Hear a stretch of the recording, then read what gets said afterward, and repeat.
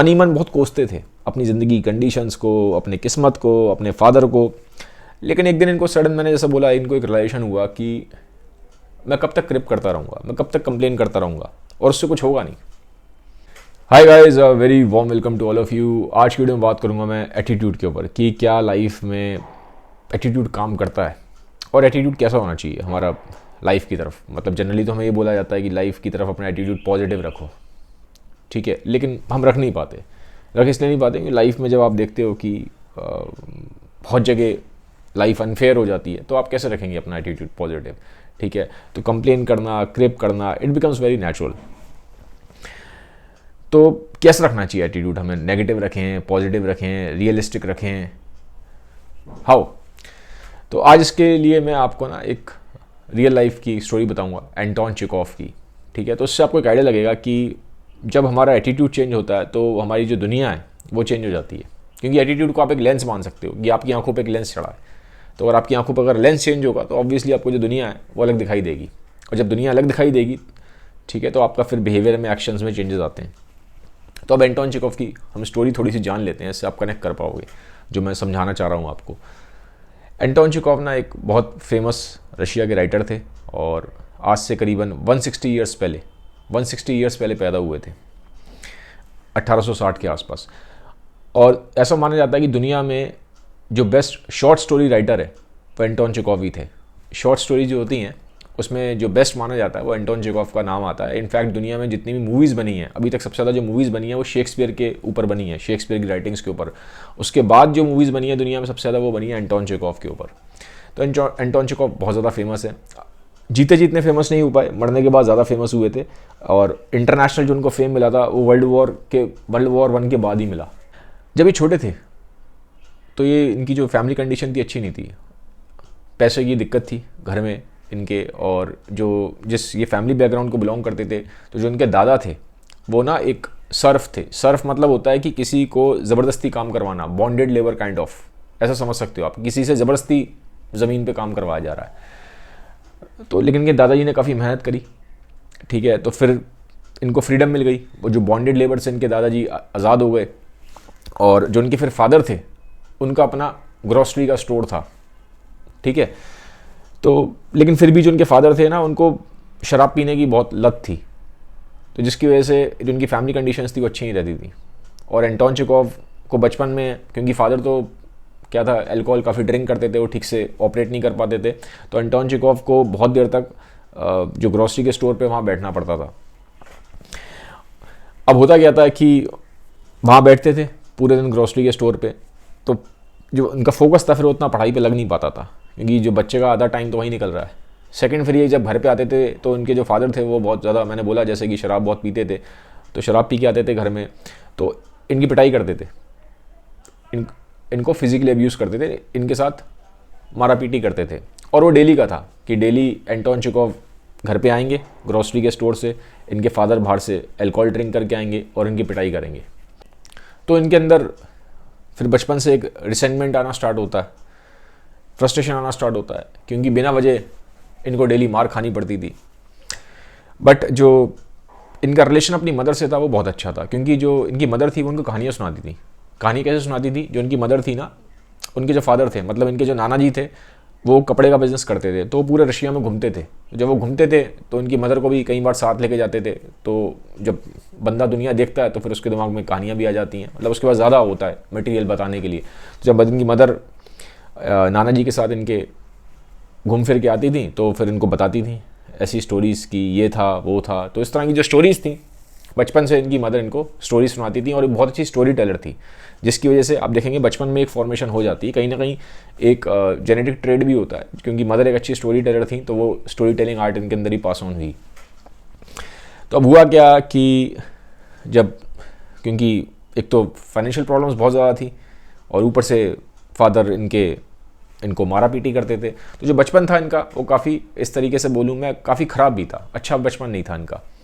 अब होता गया, जब थोड़े बड़े होते हैं तो देखते हैं कि जो उनके फादर हैं वो कर्जे में आ जाते हैं, कर्जे में डूब जाते हैं। कर्जे में डूबने की वजह से जो उनका पूरा मकान होता है, पूरा का पूरा उनका जो मकान था, वहाँ पे एक जगह थी रशिया में, टैंगारोग, वहाँ पे रहते थे, ये पूरा का पूरा उनका मकान जो है बिक जाता है। अब जब मकान बिक जाता है तो जो इनके टोटल ये 6 भाई बहन थे एंटोन चेखोव।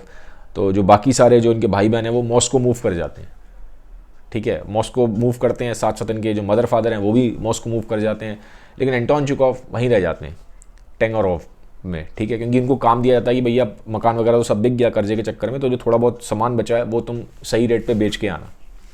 तो ये वहाँ रुकते हैं, 2-3 साल रुकते हैं, लेकिन इन्हीं के घर में इनको बहुत छोटा सी जगह एक दे दी जाती है, क्योंकि घर इनका बिक गया होता है, किसी और ने उसको ओवरटेक कर लिया था। इनको छोटा सा एक कोना दे दिया जाता है, वहाँ बैठ के पढ़ाई करते हैं, वहीं बैठ के ये अपनी पढ़ाई लिखाई करते हैं। अब जब इनकी फैमिली मॉस्को शिफ्ट हो जाती है तो मालूम पड़ता है, क्योंकि फाइनेंशियल कंडीशंस बहुत ख़राब थी और जो पूरी फैमिली थी पहले एक ठीक ठाक घर में रहती थी, लेकिन अब वो बहुत ज़्यादा वैसी घर में शिफ्ट हो जाती है जहाँ बिल्कुल ही ना रोशनी है ना कुछ खाना पीना मिल रहा है, तो बहुत ही ख़राब कंडीशन में इनकी फैमिली रहती है। और जब इनको मालूम पड़ता है एंटोन चेखोव को, ये बहुत दुखी होते हैं, तो बहुत अर्ली एज से ना फिर ये कमाना स्टार्ट करते हैं। अब लेकिन अब इनकी दुकान तो सब बंद हो गई थी, ग्रोसरी स्टोर वगैरह, क्योंकि मैंने बोला जैसे कि फादर का कर्जा था, तो ये ट्यूशन पढ़ाना स्टार्ट कर देते हैं, ठीक है, प्राइवेट ट्यूशन्स वगैरह देते हैं। लेकिन इतनी गरीबी में जीते हैं ये उस टाइम पे कि अब वहाँ रशिया में ठंड होती है, बर्फ़ होती है, तो वहाँ पे जो इनके पास जो जूते थे, जूते भी नहीं थे इनके पास प्रॉपर पहनने के लिए, उनके जूतों में भी छेद होते हैं। तो जब ये किसी को पढ़ाने जाते थे किसी के घर पे, तो जब ये वहाँ जाते थे तो इनके पैर बिल्कुल गल गए होते थे बर्फ़ के कारण, क्योंकि जूतों में छेद थे। तो बहुत गरीबी में जिए, लेकिन इन्होंने हार नहीं मानी, ये पढ़ाते रहे, ठीक है। तो जो भी पैसा आता था, थोड़ा बहुत जो बचता था, उससे अपनी फ़ीस भरते थे स्कूल की, कॉलेज की, और बाकी बचा हुआ पैसा अपने पेरेंट्स को और भाई बहनों को मॉस्को में भेजते थे।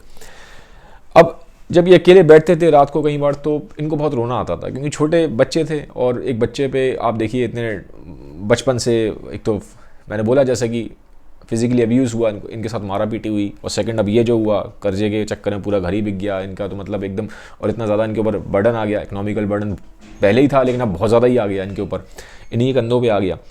तो कई बार रोते थे, परेशान होते थे अपनी लाइफ की कंडीशंस को देख के, ठीक है, कि लाइफ मेरी कैसी है। तो बहुत बार आदमी फ्रस्ट्रेट हो जाता है, कंप्लेन करता है, क्रेप करता है, लेकिन इनको ना एक दिन एक सडन रियलाइजेशन हुआ, ठीक है, आप कह सकते हो सडन अवेकनिंग होती है आदमी को। इन्हें लगा कि मैं कब तक ऐसे ही परेशान रहूँगा, मैं कब तक रोज़ आके रात को, क्योंकि कई बार ऐसा हुआ था रात को आते थे, खाली पेट होते थे, खाना खाने के लिए पैसे नहीं होते थे, ठीक है, तो रोते थे, अपनी लाइफ को देख के रोते थे कि क्या कंडीशन है, मतलब मैं कहाँ आके खड़ा हो गया हूँ, मेरे पिताजी ने मुझे कहाँ पे लाके खड़ा कर दिया। पिताजी की वजह से ही बहुत तक ये कंडीशन हुई थी। तो मन ही मन बहुत कोसते थे अपनी ज़िंदगी कंडीशंस को, अपने किस्मत को, अपने फादर को। लेकिन एक दिन इनको सडन, मैंने जैसा बोला, इनको एक रियलाइजेशन हुआ कि मैं कब तक क्रिप करता रहूँगा, मैं कब तक कंप्लेन करता रहूँगा, और उससे कुछ होगा नहीं, कुछ होता नहीं है। आप कंप्लेन करते रहें, आप क्रिप करते रहें, life will stay the same. तो उन्होंने बोला कि अब मुझे अपना जो एटीट्यूड है लाइफ की तरफ, उसको चेंज करना पड़ेगा। I have to be a problem solver now. Problem identify कर ली, ठीक है, हो गई आइडेंटिफाई, लेकिन सॉल्व भी तो करो उसको। उन्होंने कहा तो इन्होंने कहा कि मैं ना अब प्रॉब्लम्स को सॉल्व करूंगा, और लाइफ में जो चीज़ आती है I will take it the way it comes, ठीक है, और मैं जो भी होगा, जैसी भी लाइफ आएगी, मैं उसको जीऊँगा, ठीक है, कोशिश करूँगा उसमें जितना बेस्ट से बेस्ट हो सकता है मैं अपनी तरफ से सॉल्यूशन पॉसिबल है वो निकालूं, रेदर देन कि मैं पूरे टाइम कंप्लेन करता रहूं या मैं क्रिप करता रहूं। तो वहाँ से इनका ना एटीट्यूड लाइफ की तरफ चेंज होना स्टार्ट हुआ, क्योंकि ये जानते थे उस टाइम पे पैसे की कमी थी। तो इन्होंने मेडिकल कॉलेज में इन्होंने एडमिशन लिया, क्योंकि डॉक्टर ही एक अच्छा, हमेशा से एक अच्छा प्रोफेशन माना जाता रहा है, और एक फाइनेंशियली एक स्टेबल करियर होता है। तो फिर बाद में ये भी मैंने बोला 3 साल के बाद मॉस्को मूव कर जाते हैं। अपनी फैमिली की जो कंडीशंस होती हैं, थोड़ा उनको अच्छे एक अपार्टमेंट में शिफ्ट करते हैं। पैसा उन्होंने जोड़ा हुआ था, प्राइवेट मैंने बोला ट्यूशन्स वगैरह पढ़ाते थे, तो जो पैसा जोड़ा था उससे अपनी फैमिली को एक अच्छे अपार्टमेंट में शिफ्ट किया, अच्छा उनका खाने पीने का बंदोबस्त करा, और खुद भी मेडिकल कॉलेज में एडमिशन लिया। तो उन्होंने अपनी मेडिकल की पढ़ाई पूरी करी। बट लाइफ इनके जो स्ट्रगल्स थे ना, और जो सफरिंग्स थी, वो ख़त्म होने का नाम नहीं ले रही थी। ख़त्म होने का नाम क्यों नहीं ले रही थी? क्योंकि जब ये थोड़ा सेट हुए, डॉक्टर बन गए, फाइनेंशियली स्टेबल हो गए, और बहुत अच्छे राइटर भी बन गए, तो रशिया में फेमस भी हो गए थे। इनफैक्ट जो रशिया के एक और लिटरेरी जाइंट हैं, लियो टॉल्स्टॉय, वो भी इनसे आगे मिले थे, ठीक है, और मैक्सिम गोर्की वगैरह। तो ये सब बड़े बड़े राइटर्स थे रशिया के। उस टाइम ये लोग इनके घर पे आते थे, और इनको एक रिकॉग्निशन मिल गया था कि हाँ ये एक अच्छे राइटर हैं। तो फेमस हो गए थे। एज अ डॉक्टर भी फेमस थे, क्योंकि ये गरीबों का इलाज बहुत कम पैसों में करते थे, फ्री में कर देते थे, आप ये समझ के चलिए। और ये ना रियलिस्टिक लिखते थे, राइटिंग्स काफ़ी रियलिस्टिक इन द सेंस कि जो रियल वर्ल्ड में होता था, जो देखते थे, ऑब्जर्व करते थे, वही लिखते थे। क्योंकि बचपन में जैसे मैंने बोला, जब ये दुकान पे ग्रोसरी स्टोर पे बैठते थे, ठीक है, फादर के, तो वहाँ ये कस्टमर्स को देखते थे, कस्टमर्स कैसे बातें करते हैं, कस्टमर किन टॉपिक्स पे इंटरेस्टेड हैं, किस तरह का उनका एटीट्यूड है लाइफ की तरफ। तो वहाँ से इन्होंने ऑब्जर्व करना स्टार्ट करा। मदर से इन्होंने काफ़ी स्टोरी सुनी थी। फिर रियल लाइफ में खुद में भी जब ये डॉक्टर बने तो पेशेंट्स की भी आप बहुत सारी चीज़ें सुनते हो, और भी बहुत कुछ इन्होंने ऑब्जर्व करा लाइफ में। तो ये रियलिस्टिक राइटिंग्स लिखते थे, जो रियल वर्ल्ड में देखते थे, जैसा ज़िंदगी को ऑब्जर्व करते थे, खुद भी जीते थे, वही इनकी राइटिंग्स में था। अब क्या हुआ, सफरिंग्स कैसे इनकी लाइफ में आती है बताता हूँ। एक दिन इनको ना वॉमिटिंग हुई, उस वॉमिटिंग में ब्लड था, खून की उल्टी हो गई। अब डॉक्टर थे खुद, तो समझ गए कुछ गड़बड़ तो है। तो बाद में जब डायग्नोज हुआ तो मालूम पड़ा इनको ना ट्यूबरक्लोसिस था। अब एक टाइम था, अब आज के टाइम में तो इलाज पॉसिबल है, लेकिन एक टाइम पे इसका इलाज था नहीं, बड़ी मुश्किल से आदमी बचता था, ठीक है। काफ़ी डेथ हुई है ट्यूबरक्लोसिस से पुराने ज़माने में। और मैं जैसे मैं बता रहा हूँ, एंटोन चेखोव 160 ईयर्स पहले के इंसान है, 160 साल पहले के। इनके एक भाई और था, उसकी डेथ भी ट्यूबरक्लोसिस से हुई थी। तो जब इनके समझ में आना शुरू हो गया और इनके जो लंग्स थे काफ़ी ज़्यादा अफेक्टेड हो गए, इनको ये बात समझ में आ गई थी कि अब मैं बहुत ज़्यादा जीऊँगा नहीं, ठीक है। लेकिन फिर भी आप ये देखिए जो इनका एटीट्यूड कैसा था लाइफ की तरफ, ये हाईली ना एक वैसा एटीट्यूड था, इनका ड्राइव थी एक, मेरे पास टाइम कम है लेकिन लाइफ को बहुत अच्छे से जितना जी सकता हूँ जीऊँगा। तो उन्होंने क्या किया, उन्होंने एक आइलैंड था वहाँ से, रशिया में ही आता है, जापान से नॉर्थ की साइड पे सकैलिन आइलैंड करके, ठीक है। तो सकैलिन आइलैंड गए, वहाँ पे ना एक्चुअल में जो उनका एक भाई था वो लॉ कर रहा था, तो वो प्रिजनर्स के बारे में पढ़ रहा था, तो वो उनसे डिस्कस करता था। तो इनको भी थोड़ा सा इंटरेस्ट आया कि जो प्रिजनर्स होते हैं उनका माइंडसेट कैसा होता है, वो कैसे सोचते हैं। तो वहाँ पे ना एक जेल थी, वहाँ पे प्रिजनर्स को रखा जाता था, सकैलिन आइलैंड करके। तो इन्होंने कहा मैं उस जेल में जाऊँगा और मैं देखूँगा कि जो प्रिजनर्स हैं उनके माइंड में क्या चलता है, वो कैसे सोचते हैं, जो कॉन्विक्ट्स होते हैं। तो ये काफ़ी टाइम वहाँ रहे, 3 महीना, और इन्होंने देखा कि जो वहाँ पे जितने भी प्रिजनर्स हैं, जो कॉन्विक्ट्स हैं, उनके माइंडसेट कैसा है, उनकी साइकोलॉजी कैसी है, उनकी क्या सोचते हैं, वो क्या आइडियोलॉजी है, उसको उन्होंने फिर लिखा। मतलब लाइफ के आखिरी पड़ाव में भी इनके अंदर जो ड्राइव थी, जो एक पैशन था, जुनून था कि मुझे अपना, ठीक है टाइम कम है, ये अवेयर थे, ऐसा नहीं है कि ये डिनाइल मोड में जी रहे थे, ये जानते थे कि मेरे पास टाइम कम है, because he himself was a doctor, तो उस चीज़ को समझते थे। लेकिन कब मेरे पास टाइम कम है तो या तो मैं बैठ के कंप्लेन करूँ, क्रिप करूँ लाइफ को, या मेरे पास जो टाइम है इसका मैं बेस्ट यूज़ कर लूँ। और as a writer best use इनके हिसाब से लिखना ही था। तो गए वहाँ पे, चीज़ें ऑब्जर्व करी, इसको लिखा। जब ये वापस आए अपने वहाँ मॉस्को में, तो अब इनके पास बहुत कम टाइम बचा था, हार्डली शायद इनके पास 2-3 महीने बचे थे, और ये जानते थे कि ज़िंदगी बहुत कम है। लेकिन एंड मोमेंट्स पे भी ना थोड़ा, अगर आप इनकी राइटिंग्स पढ़ोगे तो इनकी राइटिंग्स में ह्यूमर भी बहुत होता है, क्योंकि थोड़ा ये ह्यूमर भी बहुत होता है, कि खुद भी ये ह्यूमरस थे। ये कहते थे ठीक है लाइफ में प्रॉब्लम्स आ रही हैं, ट्रेजेडी आ रही हैं, बट आदमी के अंदर जो चाइल्ड है, जो चाइल्ड लाइक स्पिरिट है, जो ह्यूमर है, वो चलते रहना चाहिए, क्योंकि उससे ज़िंदगी ना आसान हो जाती है, आप लाइफ की सफरिंग्स को बियर कर पाते हो, ठीक है। तो पता था कि बहुत कम टाइम बचा था, कुछ महीनों का ही टाइम बचा था। तो उन्होंने कहा ज़िंदगी अब मैं, जैसा मैंने बताया, अपने हिसाब से ही जीऊँगा। तो ये निकल जाते थे सुबह, वहाँ पे बर्फ़ पड़ी होती थी, तो अपने जो वहाँ पे घोड़ा गाड़ी टाइप की होती थी, स्लेज बोलते हैं उसको, पे अपना ये स्लेज वगैरह लेते हुए निकल जाते थे, गाने वाने गाते हुए जा रहे हैं, हंसते हुए जा रहे हैं, ठीक है, लोगों को ग्रीट करते हुए जा रहे हैं। तो लोग भी देख के हैरान होते थे कि यार अब चेखोव की तो डेथ होने वाली है, बट चेखोव में जो एक स्पिरिट है चेखोव की, एक जो जिंदा दिली है चेखोव की, वो देखने लायक है, वो काबिले तारीफ़ है। ये सेम चीज़ अगर आप देखेंगे ना, एक मूवी आई थी, मैं पहले ही बता चुका हूँ इसको अपने लाइव सेशंस में, अमिताभ बच्चन और राजेश खन्ना की आनंद। बहुत तक आपको वहाँ पे एक चीज़ दिखाई देगी, जो राजेश खन्ना होते हैं आनंद मूवी में, उनको कैंसर होता है, डॉक्टर अमिताभ बच्चन डॉक्टर हैं, और अमिताभ बच्चन को जानते थे कि ज़्यादा टाइम था नहीं, 5-6 महीने का ही टाइम था।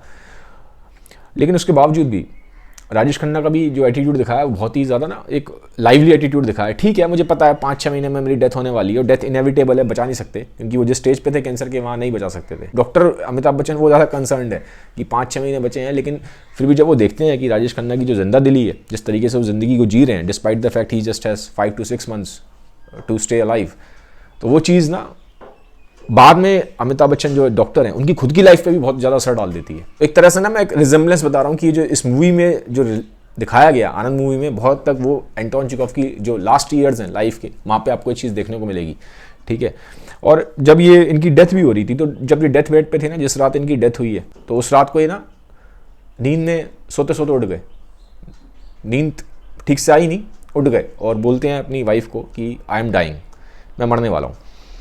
तो जो वाइफ थी वो भी घबरा गई, उन्होंने डॉक्टर को बुलाया, ठीक है। तो डॉक्टर आए, इनके फ्रेंड ही थे सारे डॉक्टर्स, तो समझ गए कि अब कुछ हो नहीं सकता। तो इस चीज़ का रिलेशन हो जाता है ठीक है, बहुत बार आदमी अपनी डेथ को सेंस कर लेता है, और स्पेशली अगर आदमी इतना सेंसिटिव हो, एंटोन चेखोव जैसा राइटर हो, तो सेंस इनको हो गया था। तो डॉक्टर से बोलते हैं कि आप मुझे शैम्पेन दे दो।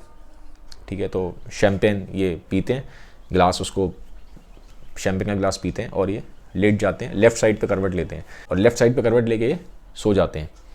तो कुछ देर बाद इनकी वाइफ आती है, ठीक है, इनको हिलाने की कोशिश करती है कि चेखोव उठो, लेकिन चेखोव उठते नहीं है, और एक बच्चे की तरह, जैसे एक बच्चा सोता है ना, बिल्कुल वैसे एक गहरी नींद में हमेशा के लिए सबको अलविदा कह देते हैं। तो ये तो थी एंटोन चेखोव की लाइफ स्टोरी, जो कि अपने आप में बहुत इंस्पायरिंग है। अब मेन क्वेश्चन ये उठता है कि एंटोन चेखोव की लाइफ से हम लोग क्या सीख सकते हैं, मैं और आप क्या सीख सकते हैं। मुझे ऐसा लगता है कि लाइफ में बहुत चीज़ें ऐसी होती हैं जो हमारे कंट्रोल में नहीं होती, जैसे कि एंटोन चेखोव के फादर का जो बिहेवियर था उनकी तरफ, वो उनके हाथ में नहीं था, और जो ये कर्जे में आ गए, इनका पूरा मकान वगैरह सब बिक गया, ये इनके हाथ में नहीं था। बट जो चीज़ें आपके साथ हो रही हैं, ठीक है, और बहुत बार अनफेयर ट्रीटमेंट होता है, आपकी गलती नहीं होती, बट फिर भी आपको वो चीज़ें बियर करनी पड़ती हैं। तो आपका जब वो चीज़ें आपके साथ होती हैं, तो एटीट्यूड आपको कैसे रखना है, ये बहुत हद तक हमारे हाथ में है। इफ़ नॉट 100%, लेकिन बहुत हद तक है। तो कैसे हमें वहाँ पे रिएक्ट करना है उस कंडीशन में, और कैसे हम उस कंडीशन से फाइट करें। मैं ये वर्ड यूज़ कर रहा हूँ फाइट, क्योंकि कभी कभी ऐसा लगेगा आपको लाइफ की एक बैटल बन गई है, लाइफ एक बैटल फील्ड बन गई है, and you have to fight, and some days you have to fight every day. ठीक है, तो आई बिलीव कि जो यहाँ पे आपका जो एटीट्यूड है, आप कैसे उस चीज़ को ले रहे हो, आप कैसे उस चीज़ को फाइट बैक कर रहे हो, या आपका एटीट्यूड क्या है उस कंडीशन में, ठीक है, ये बहुत बहुत ज़्यादा रोल प्ले करता है। क्योंकि जैसा कि मैंने बोला, चेखोव के पास एक ऑप्शन था कि वो कंप्लेन करते रहें, क्रेप करते रहें, अपने फादर को कोसते रहें, ठीक है, बट उससे कुछ होना नहीं था, उससे कुछ नहीं होता, वो कभी इतने ग्रेट नहीं बन पाते। बेटर देन दैट, उन्होंने क्या किया, उन्होंने समझने की कोशिश करी, because he was a sensitive man. उनकी ऑब्जर्वेशन अच्छी थी, क्योंकि उन्होंने समझने की कोशिश करी कि मेरे फादर ऐसे क्यों हैं। उनके फादर पता ऐसे क्यों थे, क्योंकि जो उनके दादाजी थे वो भी ड्रिंक करते थे और उनके फादर को मारते थे। ठीक है, तो ही अंडरस्टूड दिस थिंग। उनको ये रियलाइजेशन हुई कि मेरे फादर की भी गलती नहीं है, उनके साथ जो हुआ वो खराब हुआ था, इसीलिए वो भी ऐसे बन गए थे। और जब उनको रियलाइजेशन हुआ था ना, जब उनको अंडरस्टैंडिंग आई, तो उन्होंने अपने फादर को ही माफ़ कर दिया था। उन्होंने अपने फादर के लिए बाद में कभी भी कोई नेगेटिव फीलिंग्स नहीं रखी, क्योंकि वो ये चीज़ समझते थे कि उनके जो फादर हैं वो भी एक सर्कमस्टेंसेस के ही विक्टिम थे। तो जब ये चीज़ उनको समझ में आई, जब उनका एटीट्यूड चेंज हुआ, जब उनकी लाइफ की अंडरस्टैंडिंग चेंज हुई, तो उन्होंने बोला कि अब मैं लाइफ को फेस करूंगा, अब मैं लाइफ में सॉल्यूशन ओरिएंटेड बनूंगा, कि रेदर देन मैं हमेशा पूरे टाइम सिर्फ कंप्लेन करता रहूं। ठीक है, प्रॉब्लम्स को आइडेंटिफाई करना ज़रूरी होता है, मैं ये नहीं कह रहा हूं कि हम प्रॉब्लम्स को देखें ही ना, हम अपनी आंखें बंद करके बैठ जाएं। प्रॉब्लम्स को देखना ज़रूरी है, बट हमेशा सिर्फ प्रॉब्लम्स को ही देखते रहना और सॉल्यूशन ना निकालना, ये भी कोई समझदारी नहीं है। हम मोस्टली क्या करते हैं, हम स्ट्रक हो जाते हैं, हम सिर्फ प्रॉब्लम्स पे ज़्यादा फोकस करते हैं, हम सॉल्यूशन पे ज़्यादा फोकस नहीं करते। लेकिन जब तक आप सॉल्यूशन पे फोकस नहीं करोगे, आपकी लाइफ इंप्रूव नहीं होगी, आप वहीं के वहीं स्ट्रक रहोगे। यही मैंने सीखा चेखोव की लाइफ से। और ऐसा नहीं है कि मैं कोई परफेक्ट हूँ, there are many times when I also crib and complain about life, lot of time I do this thing.